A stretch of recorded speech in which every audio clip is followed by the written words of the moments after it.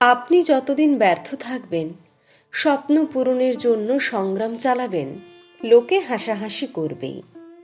আর যেই সফল হতে শুরু করবেন, তারা হিংসা করবে, কুৎসা করবে। অন্যের ব্যর্থতায় সহমর্মিতা দেখানো সোজা, কিন্তু সাফল্যে আনন্দিত হওয়া অনেক কঠিন। অধিকাংশ মানুষের মনেই ঈর্ষার জোর শুভকামনার চেয়ে বড়। তাই লোকে কি বলল, কি বলছে, কি বলবে, এই নিয়ে না ভেবে লড়ে যান। ব্যর্থ হলেই নিজেকে গুটিয়ে নেবেন না, লজ্জায় কুঁকড়ে যাবেন না, সংকোচে ভুগবেন না। যে লড়ে সেই ব্যর্থ হয়, যে না লড়ে বসে থাকে সে ব্যর্থ হয় না।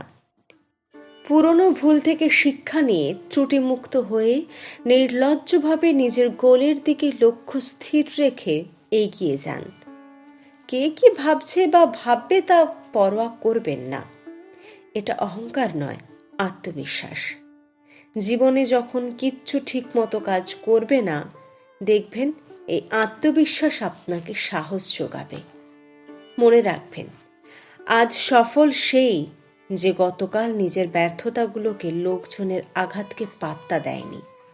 ব্যর্থতা থেকে শিক্ষা নিয়েছে, কিন্তু তাকে ভয় পায়নি, লজ্জা পায়নি। Be seamless and be a fighter. কলমে দেবারতী মুখোপাধ্যায়।